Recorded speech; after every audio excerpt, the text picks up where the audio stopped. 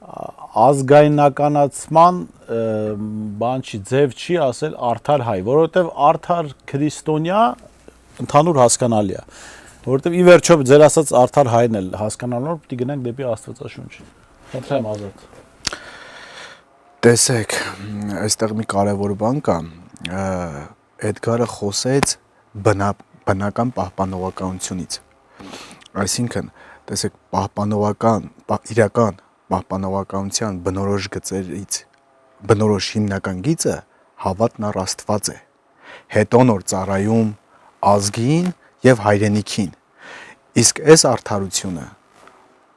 աստվածային, աստվածաշնչյան արդարության մասին է,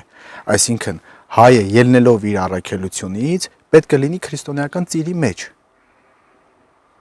այստեղ ազգային որևէ բան չկա, այսինքն իսկ քրիստոնեությունը ինչ է ասում է չկա հայ և հրեա և կամ մնացածը, կա քրիստոնյա, որը գնում է դեպի արդարություն, դեպի բարոյականություն, այսինքն այս ասացի մեջ